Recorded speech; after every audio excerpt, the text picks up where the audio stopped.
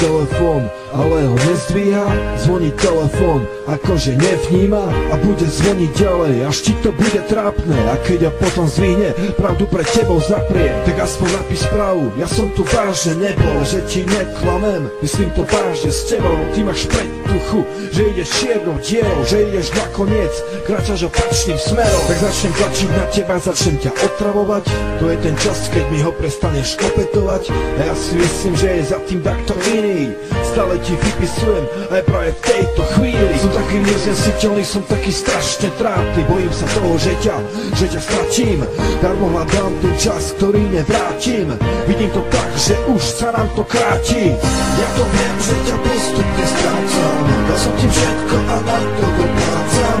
Povedz mi, prečo som bol taký naivný. Kde je to pekné, čo sme spolu zažili. Ja to viem, že ťa postupne strácam. Dal som ti všetko a na to doplácam. Povedz mi, prečo som bol taký naivný. Kde je to pekné, čo sme spolu zažili. Daj, nemáš náladu a cítiš sa zle, ale na Facebooku si a skoro celý deň. No s kým si stále píšeš, to mi nepovieš. Vieš prečo? Preto, lebo nemôžeš.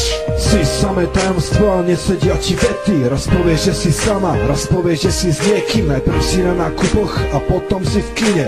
Proste hoci kde inde, ale nie pri mne. Nemáš čas teraz na mňa a treba sa ti učiť. Zrazu ti je dobrá škola, ale ja nie som hlupý. Pamätám, keď si tam nešla, aby si bola so mnou.